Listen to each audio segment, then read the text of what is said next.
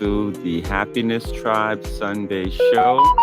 Today's show is titled Angels in Action Inside the World of Angel Investing. So, in these first 10 minutes here, we'll take some time and do some house cleaning. I am Dr. Ross. That is RAS because I am a doctor, but I'm really a scientist. And so I am here representing the Happiness Tribe, and we will be talking about angel investors in action today. So it should be a very good day. We'll start off with some basics, but before we get to that, let me thank my audience. Hello, Miss Grace. How are you doing? A fellow host and THT member. Hello, Talia. Camp. How are you doing? Our technical gentleman that will be streaming through the Generational Learning Lab, also a sponsor of today's episode and actually of the THT show. Hello, Christine, and hello. We have our guest, one of our guest speakers down on stage there. So if you just hit the button down to the right and raise your hand, Mr. Law, we can get you up on stage here. And you can muddle about while we get our introductions going. Thank you, sir. Hello, Miss Grace. How are you doing this morning? Good morning and good day to everyone, wherever you are. It's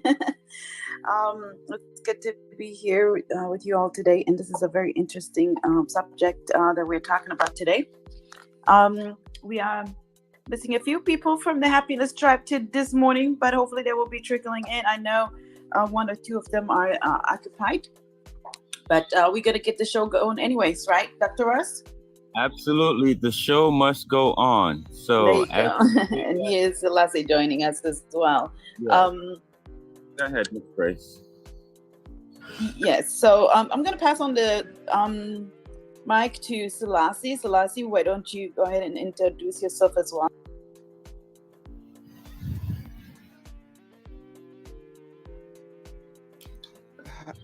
Hello, good morning, good afternoon, or good evening to everyone, wherever you are.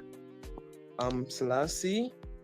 I am an accountant by profession, and I am really passionate about the youth in Africa, inspiring them to greatness.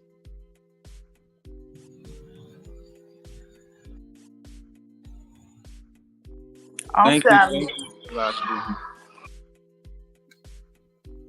Okay, we have Dr. Bolden here, Dr. Gladys Delancey Bolden, also a member of the Happiness Tribe and a founder as well. So thank you. How are you doing this morning, Dr. Gladys? Good morning, everyone. I am doing well. Happy to be here. As always, we're glad to have you. And we have one of our guests here. Would you like to introduce yourself to our audience just briefly? We're going to save the big introduction, but since you're here now, I don't want you to feel left out. Would you like to do a quick introduction, please? Sure. So I'm Gladys Delancey Bolden. I'm actually, a scientist and a STEM educator. I'm currently teaching at Georgia State University, where I teach an array of students. And I'm also the founder of Biolog Laboratorium, where I assist individuals in growing their STEM program, and also the founder of Beneathies, an undergarment company. Thank you so much, Dr. Gladys. And Miss Grace, I forgot to actually have you introduce your consulting company and what you do as well while we're doing this house cleaning and waiting for our other guests. My name is Tika Tesfa. I go by Grace, and the company I have started is a staffing agency with a consulting branch on career consulting, and we consult on when we help job seekers on their journey with finding that job that they're really looking for, whether it's through resume improvement, LinkedIn improvement, and just kind of building their profile, but also helping them with the job search overall and interview prep and so on. So yeah, I'm excited to be here today. For more information, feel free to look at my link. Thank you, Miss Grace. So also let me let everyone know in the audience, as we also like to thank RTR Real Talk Randy here. Thank you for showing up. Lance is here, and Miss Yodit is here as well, part of the THT. So I am Dr. Ross, and again today we are through the Generational Learning Lab and Getty's Neural Network. We're talking about angels in action and what are angel investors. And so we have some special guests that will be speaking on a topic specifically. But before we get into details, I also wanted to remind everyone that, you know, it is Rostober, it's my birthday month, and we have at the end of the month, the Destination Imagination Africa, Botswana is having their boot camp. So they're also still selling tickets for that, and you can attend virtually as well as in person. So you can look out for that and support that as well, because they are also a sponsor of the show, not only the episode. So thank you for that. And as we get into this with anything, it's all about education. So I would like to start with an idea and a concept in my head of how I arrange and think about funding. And I use a basic acronym called SAID, SAID, which speaks to sponsors, affiliates, investors, and donors. So that's what we'll be talking about today in a number of ways. But what does angel investing have to do with that? And so before I introduce our first guest here, let me slightly go over a number of concepts or ideas I believe I'd like to get into before we really dive into the topic and allow some more of our audience to enter the room. So some basic concepts we're going to be talking about today when it comes to angel investors is like, what is an angel investor? And that's basically a person who takes their personal funds and invests like either in a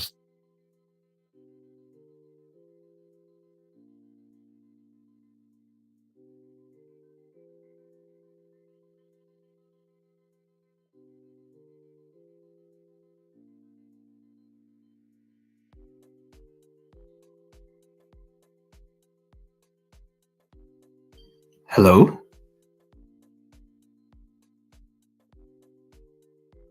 Hello, we can hear Okay, you. looks like, it looks like we're having some audio issues. Then it looks like Dr. Ross is kicked out. Okay. Do you want to go ahead and introduce yourself, Mr. Lone?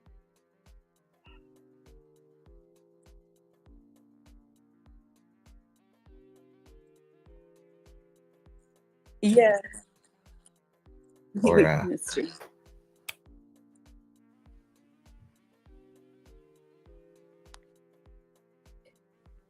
Yeah, that happens quite a bit. Here's figured we can just continue going, and then he'll jump in. We do that quite a bit here. Oh, okay. Well, I'll do a soft intro. My name is Dylan Lowe. I'm the founder and CEO of Dynamic Green Radiance, GTV Holdings, a couple of company underneath there. I won't list off all of those, and Diverse Growth Partners, which is our VC firm. So my background is I've got about roughly 2 decades of experience working with the federal and local government, both in and outside of the United States. We've got my focus is IT, maximize intuition, data, understanding of data, and the visualization of data to make it easy for other people to understand. So I would say in a nutshell, as for certs, I'm a data scientist and a quasi-quantum engineer. And for a short intro, I'd say that's roughly my background.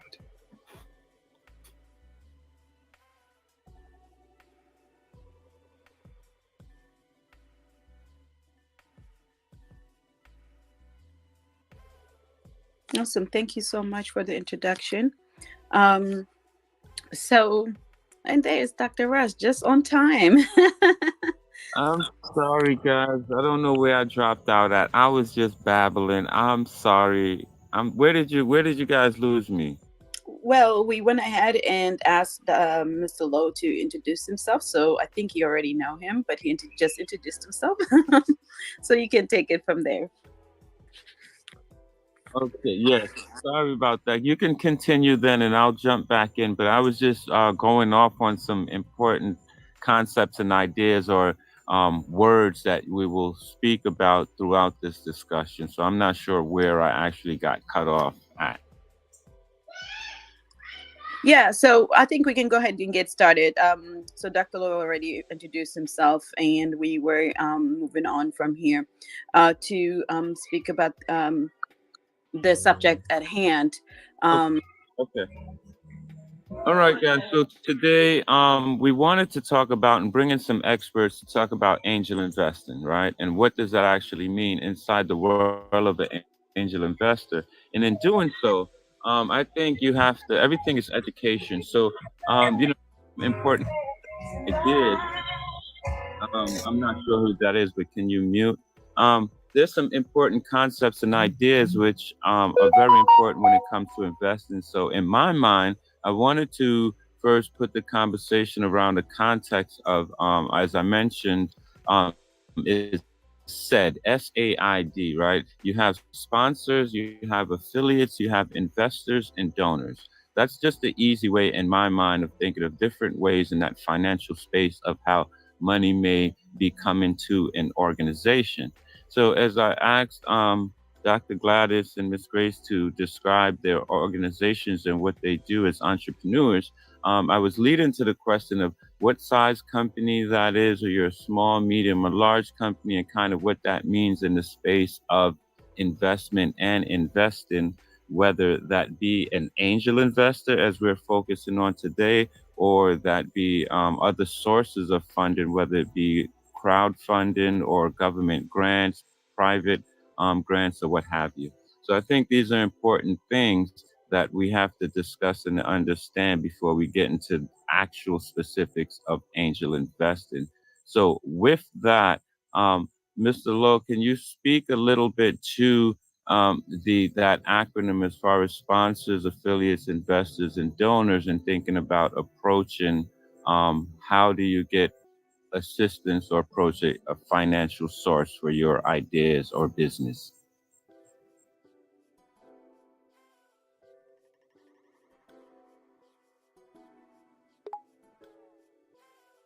Credible definition for that. I like it. It's very broad.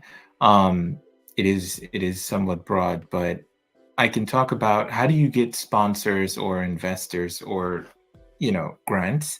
I'll start for the easiest one, I would say. Easy but difficult is grants. Grants come out almost every 3 months from sometimes there's federal grants, which you go to grants.gov and you'll find, all the grants that come out. But I always tell people start where you are, start for the grants that are in your state and the best way to get access to those grants is to go to like your small business agency. Almost every state has one. And after COVID, the DoD took over that, and they pour a couple $2 billion into it. So it's a more refined process. I think they can do more. They can help more. They're still understaffed, but at least now they have more resources to help the individual, and they will tell you all of the local grants, or they'll have an idea of who to send you to. So when it comes to grants, I would definitely start there. Sponsorship is from my experience, and let me give you guys an idea. Currently, I would say I have a lot of small businesses. I don't think any of them are medium or large. I have a lot of small businesses, but collectively, when you look at the balance sheet, you can say that we're a medium to large business, but collectively, all my businesses are small. But the first one that I start out with, we got a sponsorship because we had not just a great idea, we bootstrap, and bootstrap is key in this whole concept of angel investing. So I'll get back to that, but we bootstrap our way to get to like an MPV. or another word for that is we bootstrap this thing enough that it works and it runs. Don't, you know, it's put together with rubber band and duct tape, but it functions. It functions enough that you can see it, you can use it. And when you have a product at that level, it is easier to get sponsorship than if you have an idea and you haven't put it down on a paper, or you have an idea and you have put it down on paper, but you didn't really do anything else. You sit there and you says, okay, it's time for me to go out and get a sponsor. And that's not always the best of ideas, because remember, that puts more work on the sponsor, and it's your one of 10,000 that sponsor, that people reach out to that sponsor. That's not necessarily a bad thing. It doesn't mean that they don't get to you. It means that, one, that sponsor is super responsive and he has a very active team, so he will get to you. But it also means that he's seen so many of this that he knows where you need to be. And I would say one of the things when it comes to sponsorship is always ask why you get rejected. Where do you need to be in order for them to sponsor you? Sometimes you'll get really good answers. Sometimes you won't get anything at all. And sometimes the answer that you get will definitely be heartbreaking. And I'm saying that from my personal experience, because I felt like I've gone through that whole spectrum of feedback. Excellent. I'm glad you ended on that. And thank you so much. As you mentioned some key words here, it is important. Again, it's all about education. So I believe you were mentioning the minimum value product, I believe the MVP. Is that correct? That is correct. Okay. And for the audience, can you just briefly explain what that is? And then we're going to talk about your personal experience and how you became an angel investor, or even, started down the idea of that route. But first, can you explain the concept behind an MVP?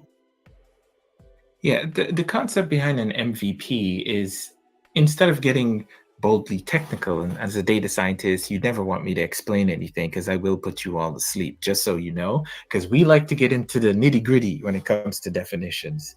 But in short, it's basically, you have a concept, it's developed enough, and it's built around one thing, right? So say, for example, if you're building an app, and the app has the potential to do all these cool things. Say you're building a YouTube app, and the idea, eventually when the app gets to its final stage, it does all the thing that YouTube does today. But for the MVP, you're just showing people how to log on to the app, how to post a video, right? That's the essence of an MVP.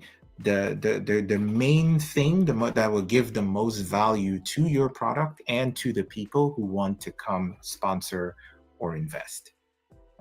I hope I've done a decent job at that.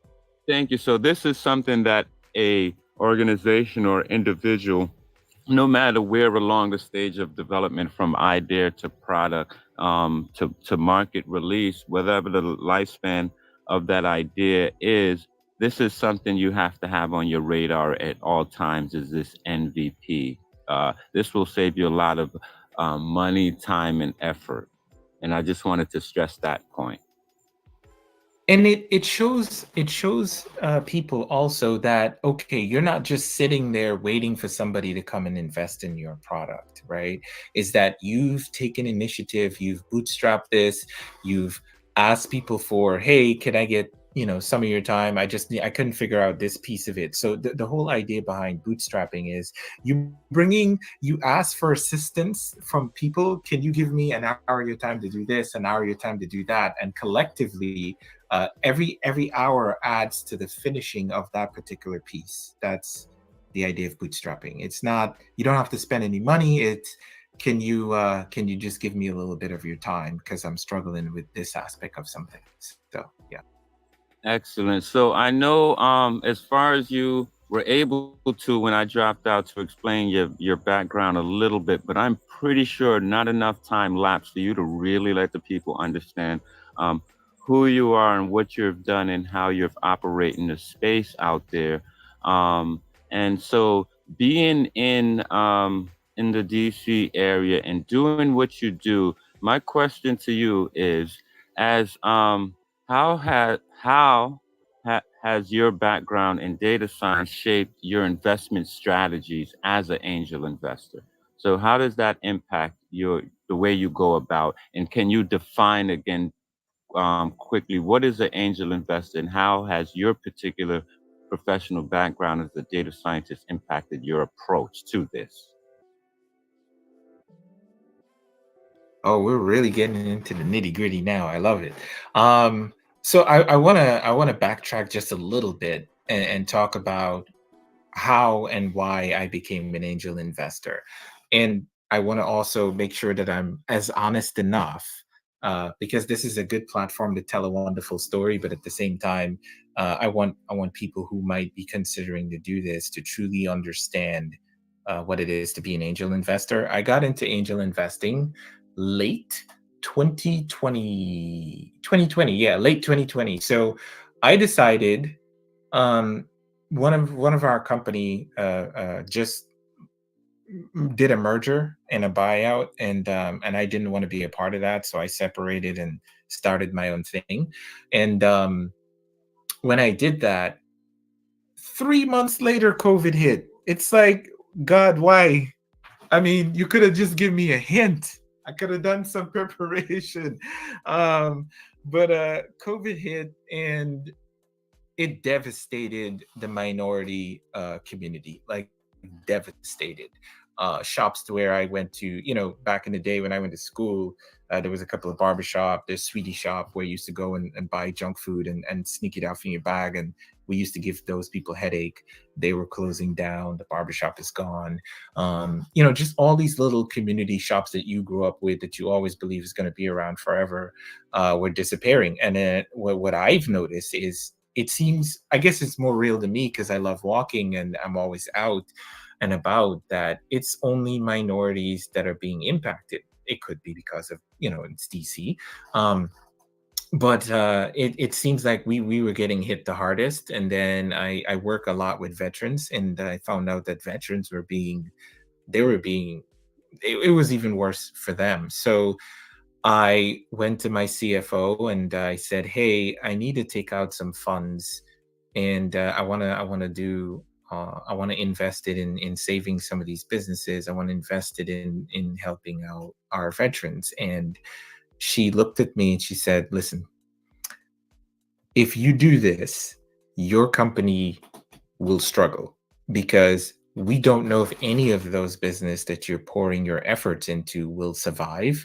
We don't know when COVID is going to go away. And at the time, our former president was telling us to chug bleach, and you can't pour bleach in a business and fix it. I don't know about the rest of you people, but I tried. It did not work, just so you know. So you don't have to do it. I've already done it.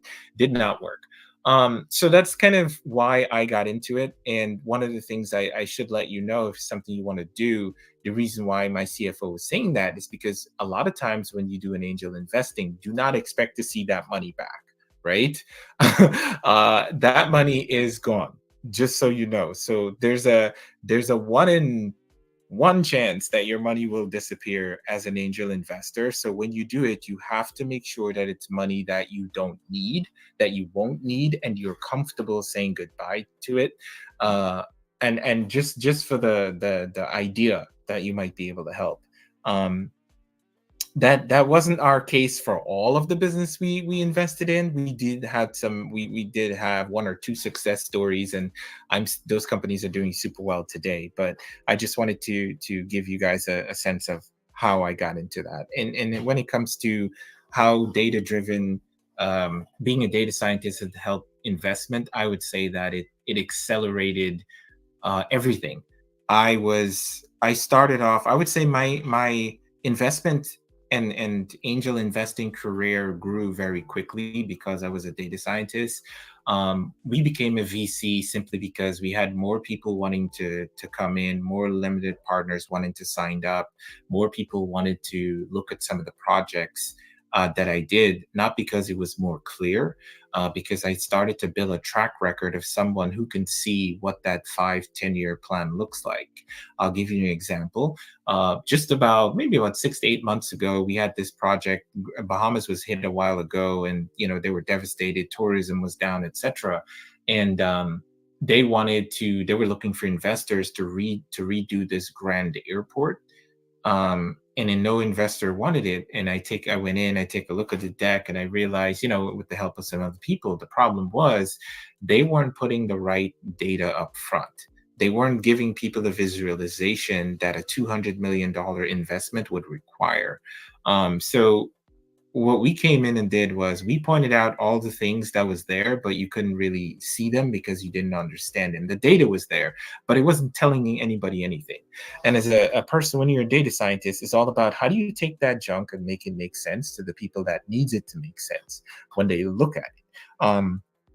So one of the big piece of an investment, and if you've got your calculators, you can probably break that up now, is part of what they were trying to do was to build a training facility so that more pilots can be trained.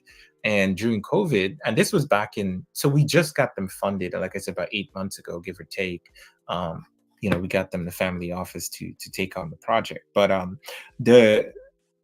during COVID to today, or still this year, I would say, is the flight schools were backed up. They have about 256,000 students who are still waiting to get into the course. That course costs about $50,000 to $70,000 a year. Now, the Grand Bahama project was 200 million. That's what they wanted. They believed that's what they needed to accomplish everything. No investor wanted to come out in there. What we show them is, hey, if you build a flight school first, you will make your money back. Now, if it's 70 to 50,000, let's be conservative and say it's $50,000 per student, and you have 250,000 students backed up, why wouldn't you build a flight school? And for those of us who have our calculators around, that's $17 billion. I think for 200 million, that's an easy win. So when we started to change the image of what and why this is such a better project than what people thought of, in about 3 months, the next set of family office that view this bought the project out wholesale. That in 3 months it was funded and everything. It's just because the data is there, they just weren't telling the right story.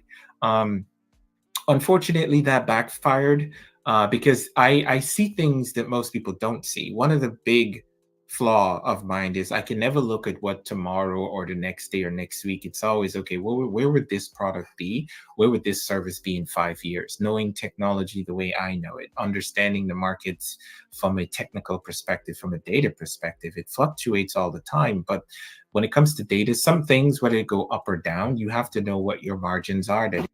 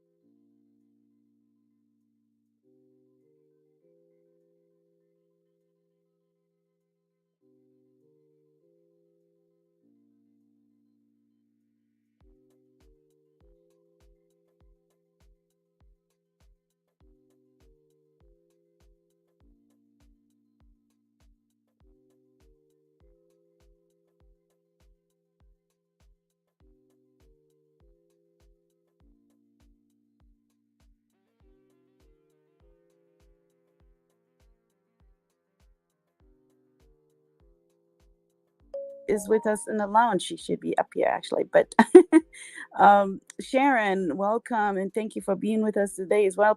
Paulie, I hope I'm pronouncing it right.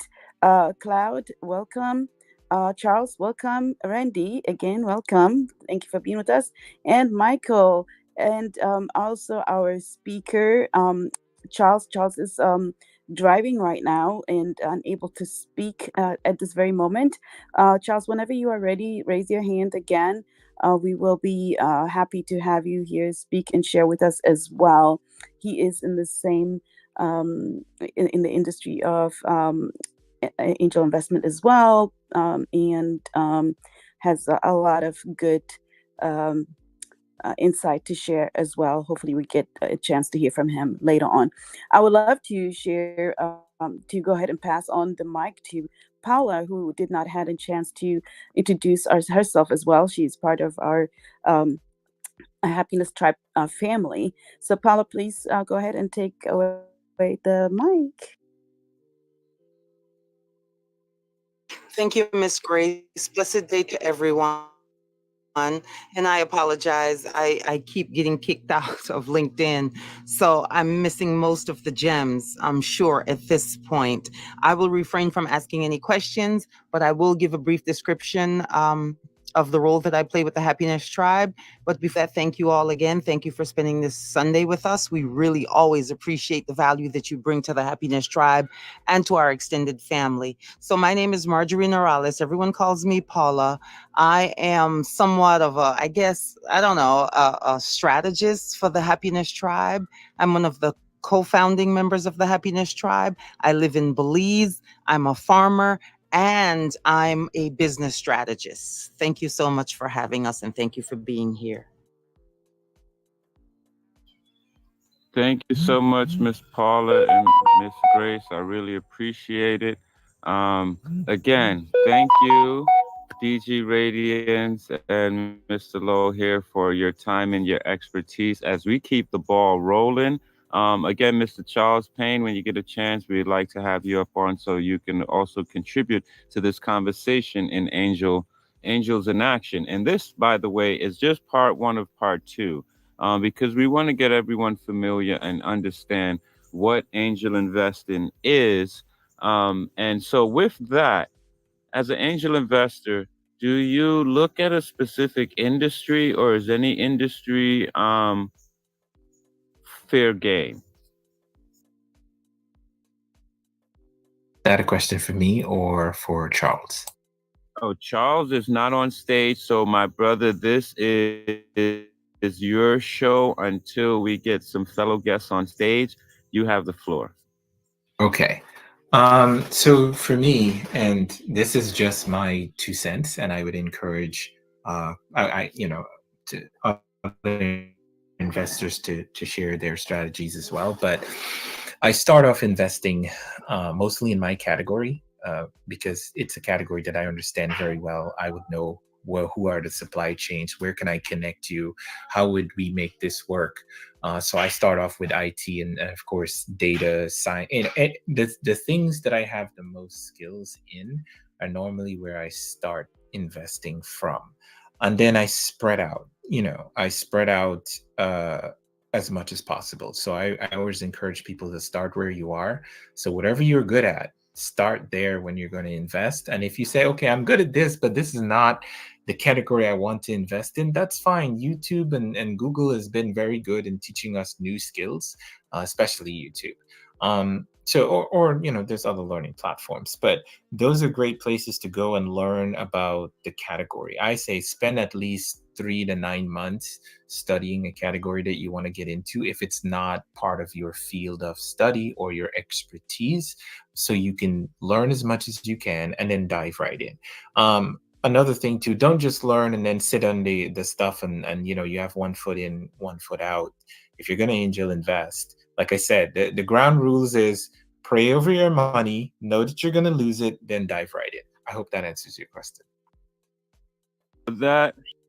Yes, that is wonderful. I'm here laughing. So that's perfect. With that, as an angel investor, to consider yourself, right? Let me jump back and get some real questions in here now. How much money do I need to consider myself an angel investor, and where do I start? Oh, that's easy. The beautiful thing about an angel investor, you can start with any amount.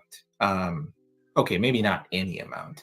I would say a lot of times when I first started out, I started out with $20,000. Um, I got back five, and then I did it again when I had $50,000. Uh, so I would say you can start anywhere, right? But I find that I had the most success in the 100, like from the, I want to say about maybe the 90 to anything 90 plus normally give me a very nominal return. For a long time, almost 3 years, $100,000 got me a fair amount of return. So I got like a 2x. My first 2x was my happiest. It was with this this young group out of Florida, and they were a startup, and all they needed was enough seed funds to like really get their proceeds out there. They were doing something with fresh produce from wherever they got them from. I think it was Miami or whatever, and they had like a fresh produce shop or store or whatever.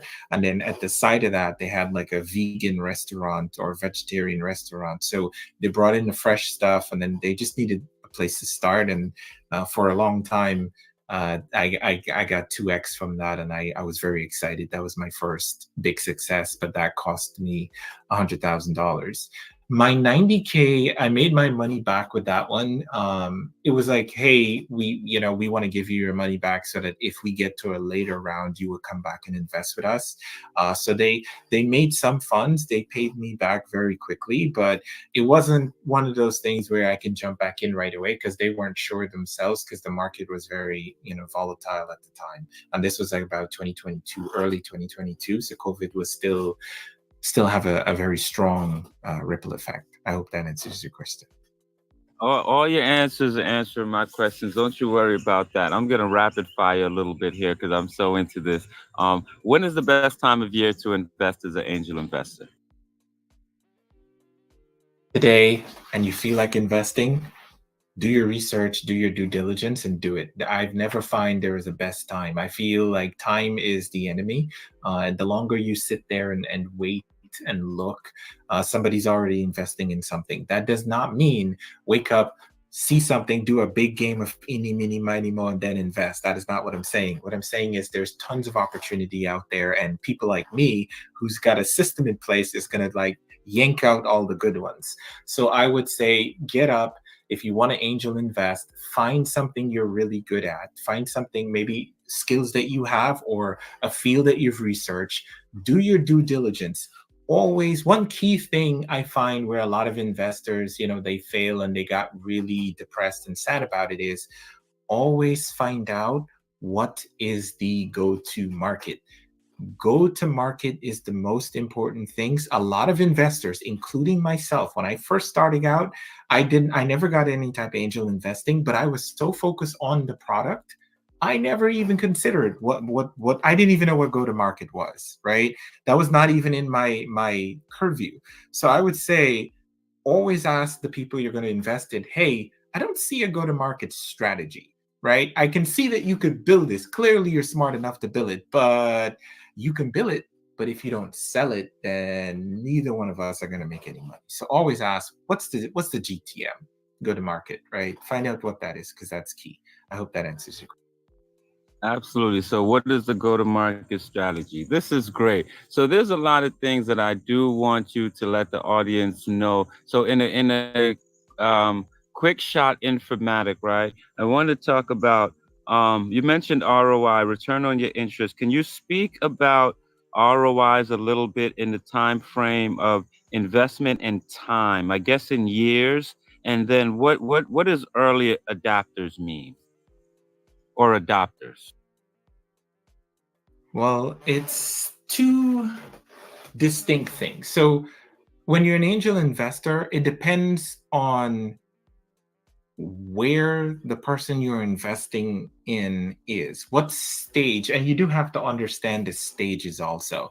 Like, go to market, if you have a product that is already ready to go to market, that whole bootstrap piece that we talk about, then you can measure when you expect return of investment, because they've bootstrapped it enough. All they need now, instead of, you remove the duct tape and you put in actual screws in there, because they can pay for that now, and then this thing would run. So you're looking at maybe a 6 to 8, 6 to 12, 6 to 16 months before you start seeing ROI. And so you measure it based on where the technology is. Please don't lie to yourself about this. Well, hey, maybe if you pull out this part, it won't fall apart. Listen, you have to be honest with yourself. You don't have to be mean. There's a difference between being honest and mean. And I think that's something, if you're going to be an angel investor, you have to navigate that very well. The Gen Zs, no offense to them, they're a very sensitive breed. So you have to be very gentle in how you're with your honesty, because if they take it the wrong way, they're not going to, you're going to kill two things: their invention, their creativity, and their motivation to do something. So I always tell people, be conscious that the newer generation didn't had, like, they don't know what a belt whooping is. They never had like a frying pan somehow swerve around the kitchen, open the door by itself, and hit you at the back of the head in your room when you're saying stuff you're not supposed to be saying in the house. They didn't grow up with any of that cool stuff. So and as far as early adopters are essentially, those are your first customers, the people you can take this to, or the good stuff. I've got some funding for it. Can your marketing strategy, or can you add it to your portfolio of products? And so the go-to-market basically is the early adopters. Who those early adopters are is part of that go-to-market strategy, because they're the first people to actually use your product and provide you with really good feedback, right? And you need those feedback, because then you can improve on the product.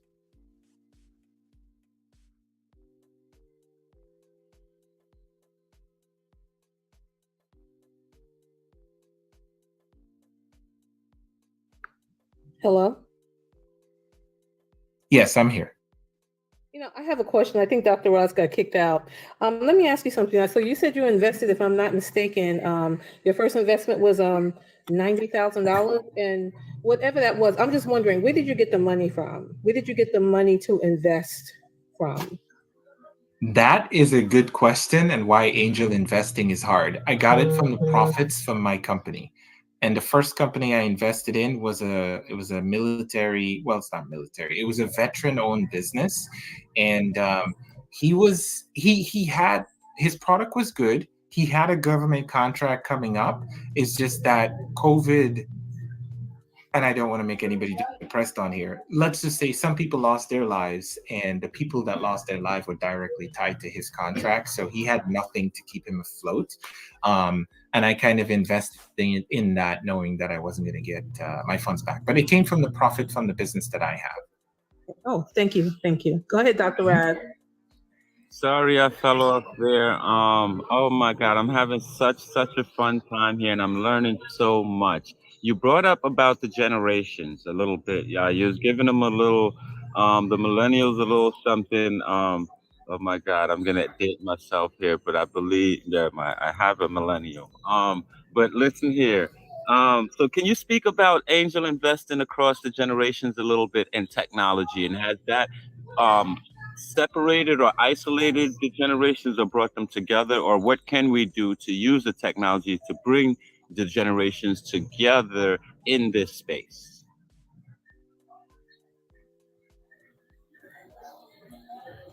So I see that Paula might have a question. I can't tell if you're raising your hand or not, but I see her mic open, so she might have a question. So I would love to give her a chance to ask those. I actually, thank you so much. Can you hear me? Yes, I can. Hear you.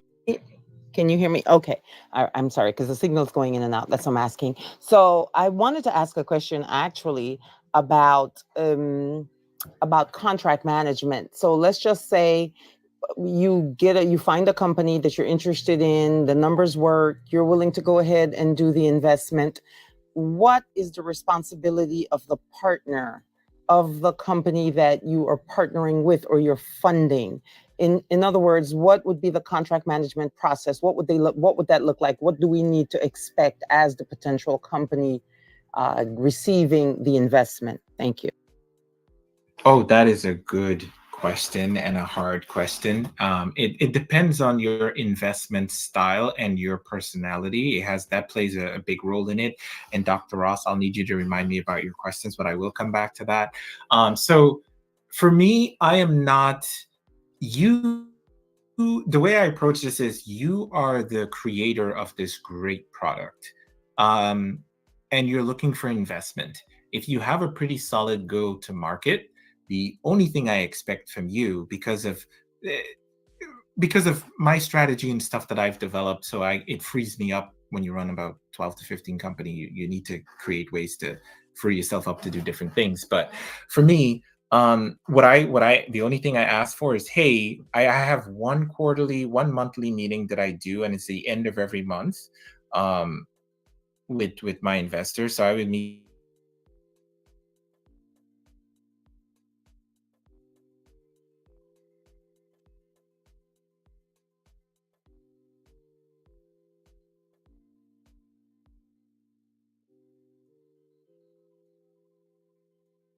you have 30 days to take what I gave you, what I advice or what stuff I provided, and you have 30 days to utilize it, because that's when we're going to meet again. And the reason why I do it that way is I do not want to get in the way of your creativity. I don't want to get in the way of your process. I invested in you because I believe you have the skills, you have the resources, and now I gave you the resources and you have a great go-to-market. I need to shut up and get out of the way and let you do what you have to do. So that's how I do it. I've seen people who like to have like weekly meetings. I've seen people who have like bi-weekly meetings. So I've seen all types, and I've seen types where I realized that they're looking for other investments, not to actually grow the company, but just to pay this person back because he was bad for them, mentally and physically. So so it really depends on your personality, and if you want to take on, an angel investor has to be somebody who is really calm of mind also, and they cannot be someone who gets turned around by a bit of wind. You have to be very sturdy. You have to have a very good mental capacity, and you have to go into this accepting that this loss, you have to make sure that this loss will not impact you in any way, shape, or form when you choose to be an angel investor. I hope that answers your question. Yes, it does. Thank you. Okay. Now, coming back to Dr. Ross's question about how technology impact over the generation. I'll start off with my dad. My dad is ex-military, obviously my love of helping veterans. He is not very good at texting. That is not his cup of tea. He's not very good with video conferencing, even though I tell him a million times, you just slide up. That's just not his thing. He's very old school. If you want to have a conversation, we're going to have to get in the car, bring the kids, and go over at his house and do it. I mean, he would join a family conference call, but sometimes he would call me and be like, hey, so I slide here and slide here. It's like, yep, you got it. Or I would call and have a one-on-one with him to make sure I prep him before this, because he wants to be a part of the conversation. To really, get involved, because guess what? That's where the family is in technology. I feel like every day we have to keep up with the younger ones because they adapt a whole lot faster than we did. For me, one of my biggest problem is I prefer to call you on the phone and have a conversation. I don't know why, but that's just in me. I don't really, I text a lot because I'm forced to and I have to, but I prefer to have a phone call. I feel like it's so much more me. Right? So it all depends. Mind you, I watched my niece stare me right in the eyes, flip her phone sideways, and she wasn't even looking down at the phone, but she was messaging the whole time. And it made perfect sense. And I was like, wow, that is a skill. that I do not have. Because how could you not look down and see which button to press, but you're just chatting away and texting at the same time? And I'm like, wow. So the kids are ahead of us in certain things, and in other things, I think that we have a bit of an advantage. And technology does an excellent job of bridging that gap, because now you can get in contact with people anywhere in the world via WhatsApp. You just need a good connectivity and you're there, and you can have that conversation. Calling grandma doesn't have to be a financial affair and down to like 30 minutes, so you can call all the other family. Now you can be on the phone for hours and it won't really impact you that much. So yeah, technologies definitely bring families together, has definitely changed the landscape, and I think it'll continue to do so. I don't want to take up too much time, but that's my short end of it. Awesome. Thank you so much. So, with this angel investing, I had a question. So, does the relationship always start out as your angel investor, or could it start out in other ways or other types of investment approaches that then turns into an angel investment, or does it always start out that way? I will give you guys a cheat sheet that I find works with me and works with a lot of angel investors and investors, period. Never ask for money, always ask for advice. And that's a very cheesy way of getting me to give away secret, Dr. Ross. I'll remember that. And I repeat that, never ask for money, ask for advice, because that's a great way to start a relationship. You ask for advice, and then that person is more than happy. Like for me, I'm a talker, I'm a data scientist. I do this crap all day, excuse my language. So when somebody asks me for advice, I go to town on it before I realize, oh, wait a minute, what am I doing? Right? It's too late. I'm already telling you all the things I see and how much I can project this and where you to do this and do that. And before you know it, if you're a smart person, you're taking out all those notes and you're asking me more questions. And I love question and answers. And sometimes I have to like realize that I'm in my zone of giving out question and answers yeah. So it works on me a lot of times. And then before long, you build the product the way I believe it can function. And now it's way more easy for me to invest in it, because I feel like I've done a lot of the work in shaping this the way it wants to be. And then before you know it, I'm investing. And you never asked for that. They say, you know what, now all you need is a little bit of money. I've got some funds. Why don't I just invest in this? That's a great question, Dr. Ross. I've just given you guys the best way to raise funds. I feel like I've betrayed the angel community. I hope they don't take my license away, but there you go. Oh, no. You've actually probably just created some new potential angel investors, and that's what I hope this thing to do, is to inform and demystify what angel investing is, because there's individuals that are, I think, prepped for or might not be quite ready, and by understanding and listening to us today might learn some of the things they need to get themselves ready for an angel investor. And then there's the other side. There's individuals that's sitting there thinking about being an angel investor, and by some of the confidence from what you're saying and just the organic nature of your answers, I think that translate very well. So let me say with that, Christine, we're about to have you speak. I just need to wrap up a couple minutes here with the guests, and then we'll have everyone else be able to speak on and introduce themselves. And with that, Hex, I'm gonna need you to come up and thinking of Winter Wonderland. You have to actually promote that, because I know you need an angel investor. But before I go to and sway everyone to basically tune in again next week as we talk about specific angel investments for the THT and the Happiness Tribe and for what we're doing for 2025, I want to ask you specifically, as a data scientist angel investor, what would I need to do to attract other data scientists, that type of mind person who appreciates the science and understands it in investment? What do we do as a looking to be invested in to attract that eye? Rephrase, can you repeat that one more time? Okay, so you're an angel investor who is coming from the point of data science. What do we do to attract you? You know, individual that has a data science mindset that is an angel investor, you know, that's coming with that type of approach.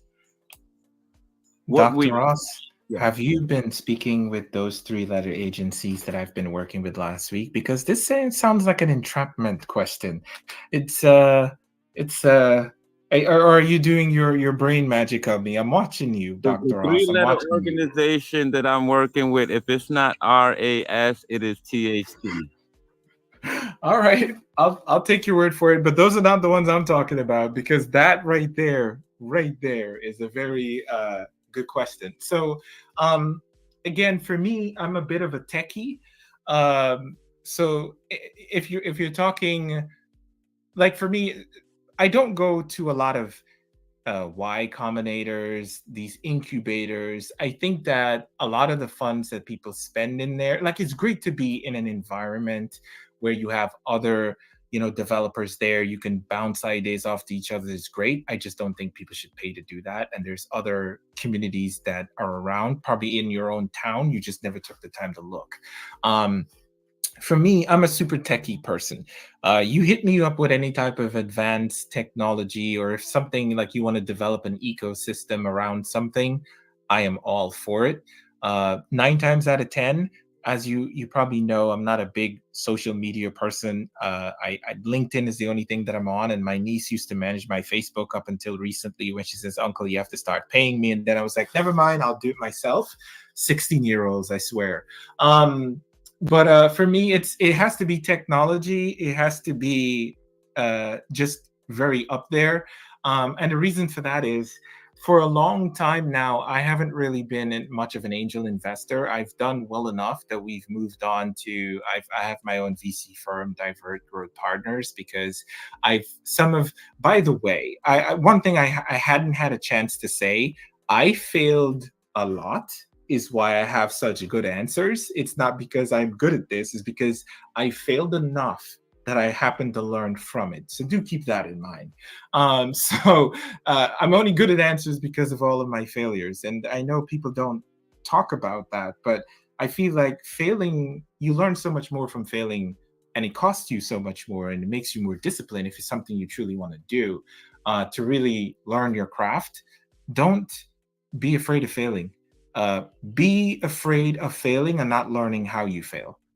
So that's my 2 cents to that. But I hope I was able to answer your question, Dr. Ross. Absolutely. And as we wrap up on this hour here and we come into the last half an hour of this wonderful, informative show, I again want to thank you, Mr. Lowe. And also, I would like to again say, one of our major sponsors for this episode is DG Radiant. So you have to go check him out, see all the wonderful things that he's doing. But also, I have to take this time to say thank you to the Generational Learning Lab and Mr. Michael Camp there, and of course our GNN folks out there and our THT members for this. And once again, Destination Imagination Africa, Botswana. We got our boot camp coming up at the end of the month, and we have we have a hackathon going on. We got a sneaker design-a-thon. We got a number of cool things you guys can check out and interact with virtually if you're not in Botswana. But if you want to make your destination trip or make the DI wherever you live, get in touch with Miss Kim or myself or Destination wherever you are. Let's do it for 2025. With that being said, we do have some guests. Well, we have a guest on stage, and anyone else in the audience that want to speak in this space, please raise your hand, come up. We're going to take these last 20 minutes or 18, because I'm here yapping, to hear from the audience what you guys want to say from what you heard. And also, I definitely want to take the time and invite back our just the post guest was Chris Chambers, who was more in the venture capital side. And I thought that would have been a good balance between angel investment and venture capital investments. But we're again, this is a continuation and just the beginning of a educational lesson that can turn into a profitable experience. So hang in there, guys, with us. And with that, hello, Miss Christina. You can come off mic, introduce yourself, and give your 2 cents to the THT. Thank you. Happy Sunday. I entered this room because I have a question in regards to when you're go to market, but I also wanted to introduce quickly my product and hope I can come back and um, bring more light to that next week. So I am building an XR web bereavement site for pet loss. And my question would be for someone that was an investor in the data science would be, what are the things that I could do with the data through, I have bereavemently.ai, which is an AI built grief companion. How do I safely maneuver what I do with my self-built products since we own and operate all the data?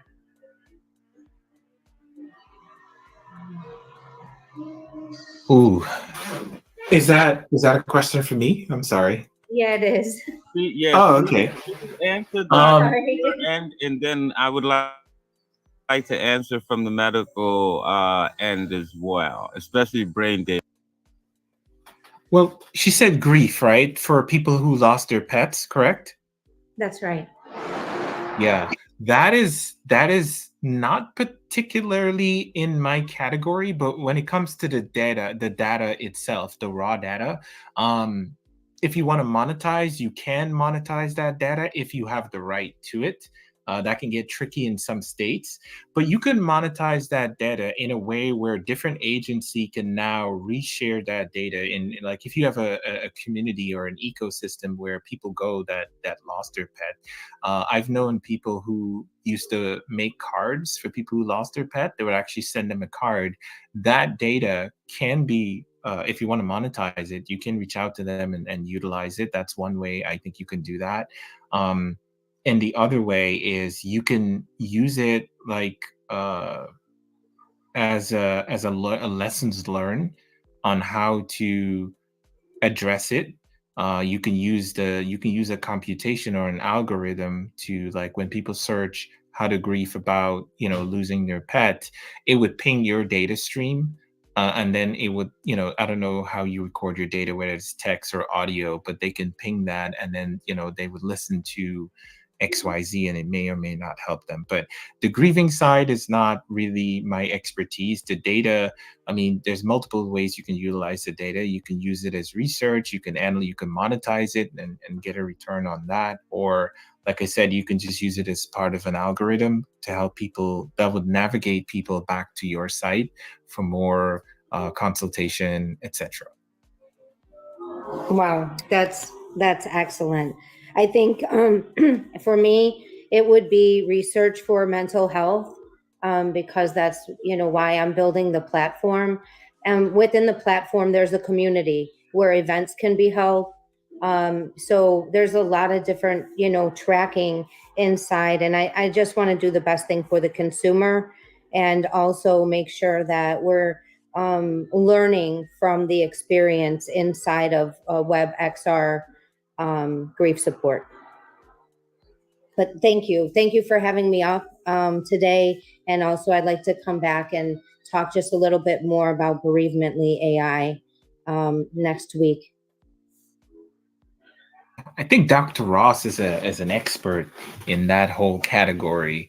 I think he would be an excellent person to have a conversation with when it comes to that. And I just want to say thank you for having me today on this platform. Thank you all very much.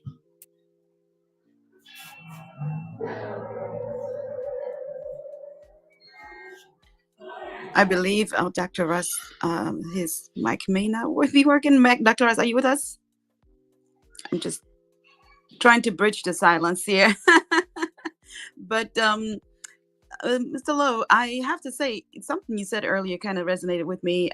It's when you were speaking, it's a little bit not necessarily in regards to the angel investment side of things, but the way it's so easy and simple to just carry on and speak about something that you're so passionate about. I find myself doing that when I'm doing my free consultations through our program in regards to career consulting, and you find yourself just speaking so much about it and sharing so much about it, and you got to catch yourself. So my apologies. So I was trying to bridge that silence here. Is anybody does anybody else have some questions? Should we go ahead and go to Michael maybe on this? Michael, are you ready?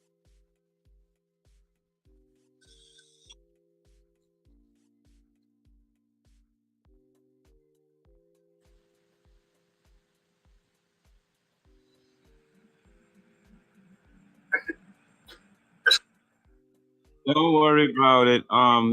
Me and Christine is talking behind the stages. We'll be fine. She'll get the information she needs from me. Go ahead, guys. Hex, you need to get up here. Winter Wonderland. What are you doing?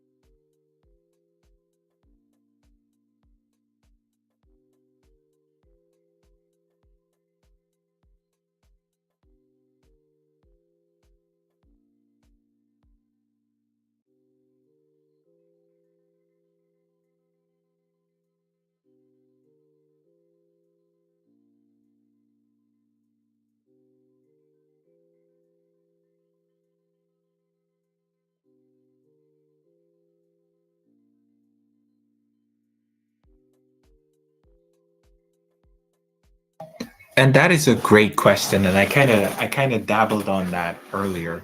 It's like the product has so many different layers. You said, how do I dial it back? But you don't have to really dial it back. One of the things I've learned to do, I would build something and then shut it down, and I would just do a promotional video, and only when people want to see that specific part of it, then I will dial it back up. So I would say start with the one that you're most passionate about and you believe the market and the community needs right now. Start with that one, like, because the community could need something, but you actually love something else, right? So I would say in the interest, and we're looking at the interest of cost, mind you. That's how I'm looking at this. So I would start with the one that the community need, because your early adopters are probably going to jump in on the one that they need. And then I will work on the one that I like the most or that I'm more passionate about next. So I would put need, because need might bring in ROI versus my love. And sometimes we kind of lie to ourselves and say, okay, the one I love is the one that they need. I've done that in the past. That may not be your situation, but I try to push the one I love as the one that you need. And sometimes it works. And sometimes I remember this young lady who was an investor in. I was trying to get syndication of a bunch of angel investor on the product, and I love the product, mind you. Did the community need it? Not particularly. And I knew that a part of my brain was saying, stop lying to yourself. You know that this is something you love, not something that they need. And she said, "Hey, why do you sound so much more passionate than this, than the actual developers? Like, we spoke with those guys; they did not sound as passionate about this as you do, and all you're doing is fundraising for them, right?" And I had to come out because, as a data scientist, the data speaks for itself. So I was explaining that I love this aspect of it, but what you guys are probably more interested in is this aspect of it, and I find that dry and very normal. I like this because of this. So in the end, I end up being honest, and I find that when we're honest with ourselves, it is very easy to separate the two. I hope that was helpful, Michael.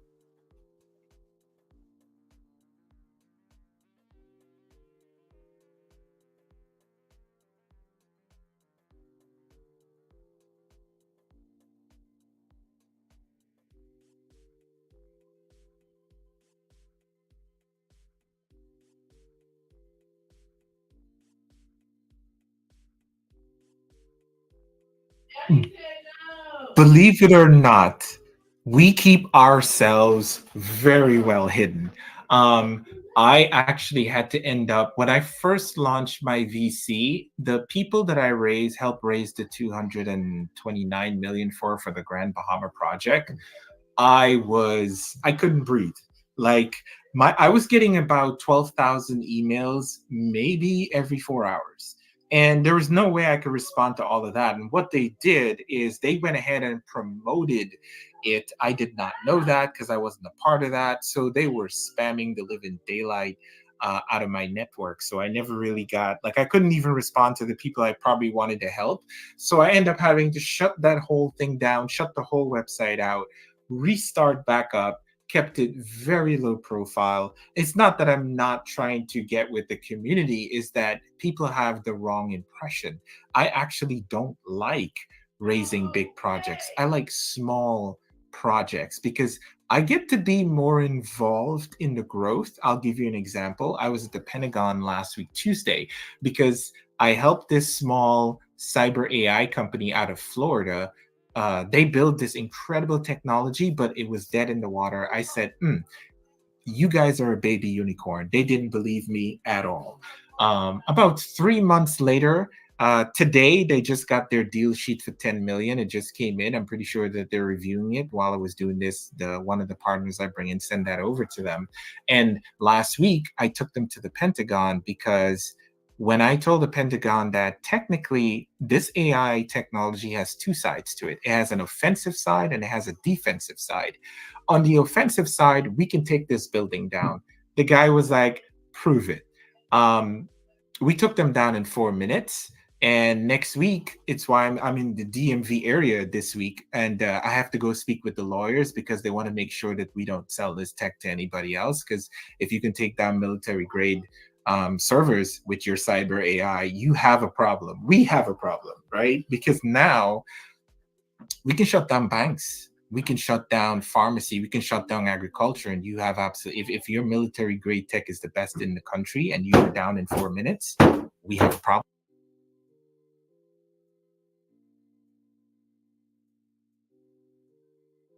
I hope that was able to answer that question.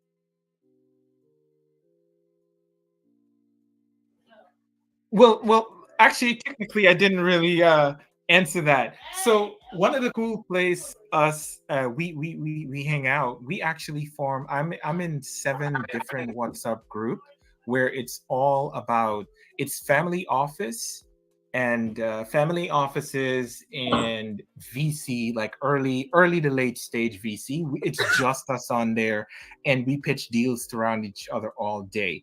If you look at my WhatsApp, you'll see I have a person with HE, Jewel Khan. That's His Excellency Jewel Khan. He's in a part of our group. He is the CEO of the Wellington Group. He's one of our limited partner. That is $1 trillion company. And I told him I didn't want him to add himself to my network because that would kind of give the whole game away. And he was like, if I want to reach you, I will reach you. Do you understand that I'm a standing monarch, right? So I don't care what your personal problem is. If I need to reach you, I'll reach you. If I want people to know that we're together, they will know that we're together. And when you get into VC, you'll understand the whole tobacco with limited partners. But I hope I was able to answer that question. This is so phenomenal. Thank you so much. Shruti, is that how do you say that? Have you got a chance to speak yet?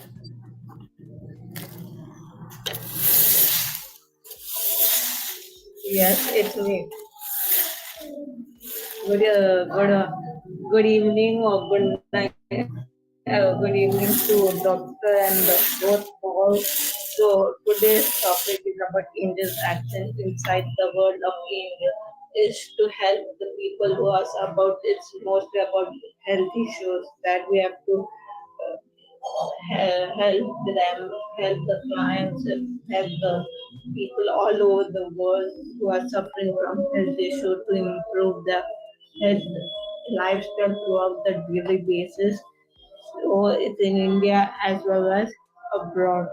For investing is like the clients can invest in helping the health issues and getting motivated throughout the year of the daily basis.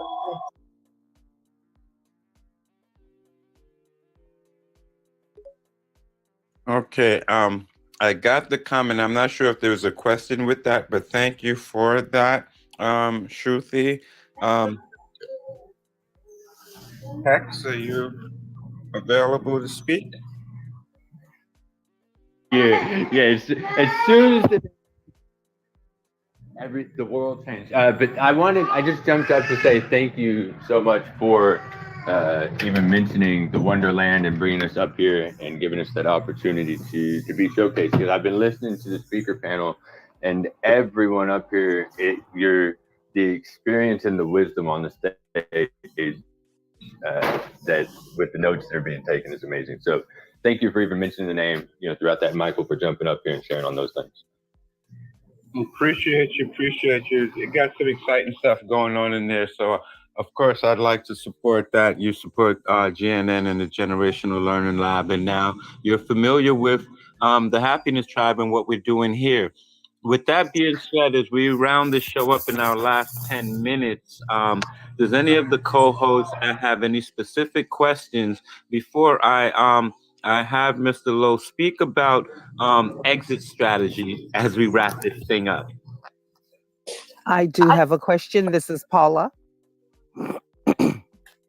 May I go ahead, Dr. Roz? The floor is okay. yours.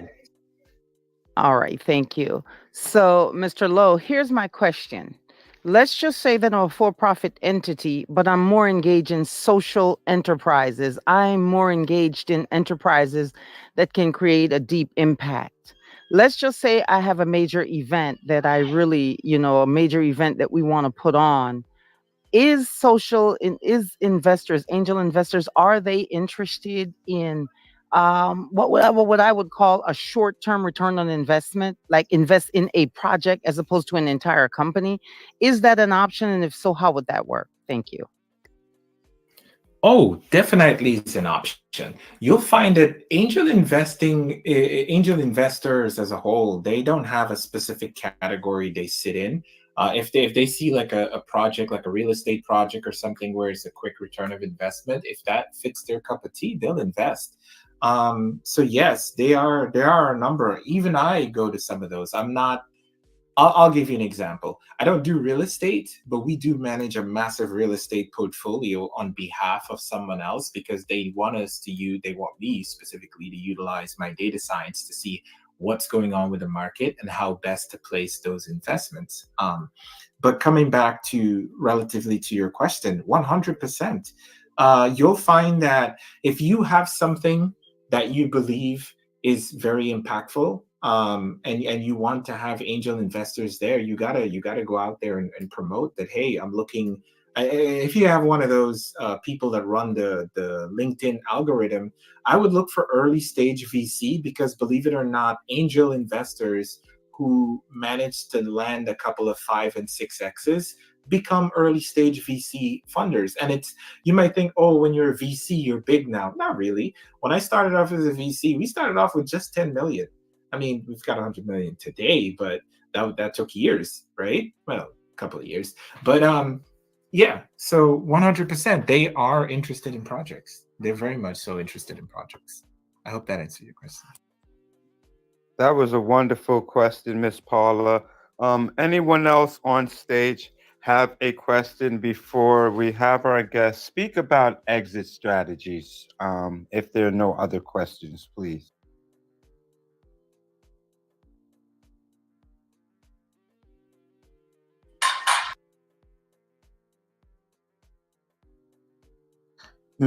Miss Grace, are you attempting to? Yeah, I was trying to remove myself from a noisy area. No, it's not so much a question. I just wanted to kind of go ahead and thank everybody again on behalf of the Happiness Tribe, to those who are here with us in the VIP session, and those who were able to come up and ask questions. And also, I know Charles is one of our speakers today, but I just found out that there is a hurricane type of situation, I believe, in the Florida area. I think he's dealing with that. Whenever you are ready, Charles, if you want to, if you're in a place where you can speak, feel free to raise your hand, and we'll bring you up to share your input as well. Just wanted to share that piece of information with everybody and kind of thank everyone again. And if you are able and you can, go ahead and reshare this audio room with your network, but also connect with each other and the person next to you, and collaborate and connect and support each other here. All right, thank you so much. That's all I wanted to say.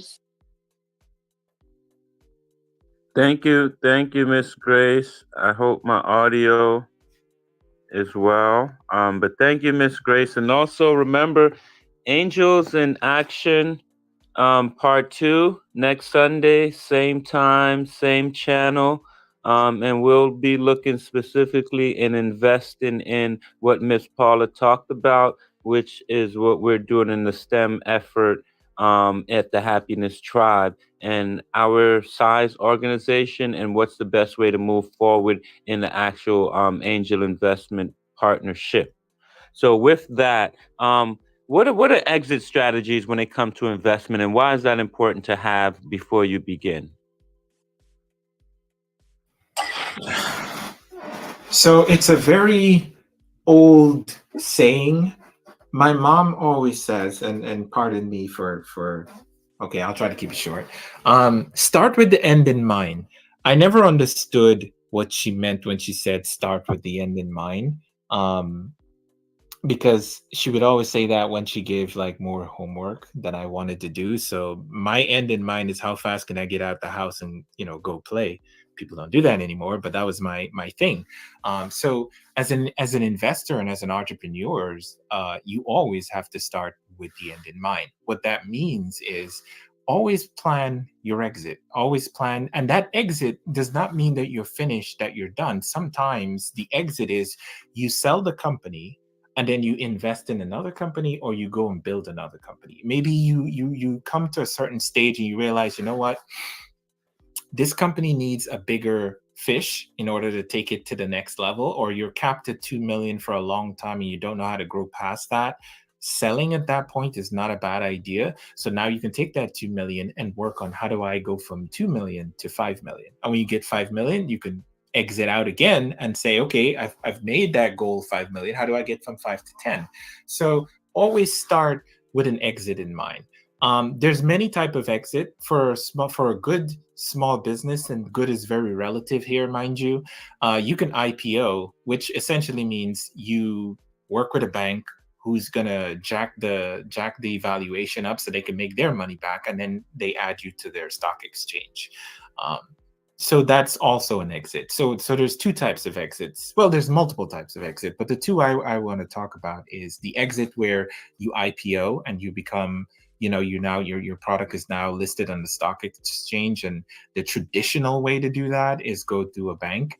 That's not the only way now. There are multiple ways you can do that. And the other exit is if you sell your business, or you sell majority share of your business and you keep like a small percent for yourself, so you have residual income while you build your other business.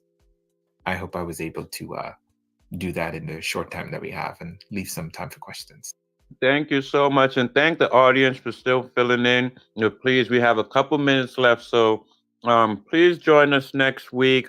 Thank you so much again for all of your expertise, and I do invite you back next week as we look into specific angel investors that are interested in supporting what we do at THT, because we're serious about what we do and wanting to bring it to the world, and we know this is the way to do it. So we have to start somewhere, and here is the place, and today's the day, October 6, 2024. Here we go. So thank you again, everyone on stage in the VIP section. Thank you to our audience. We will be signing off in a couple minutes. So if anyone else has something to say on stage to wrap up our weekly show, please do some house cleaning. Dr. Ross, really a scientist, and I am out.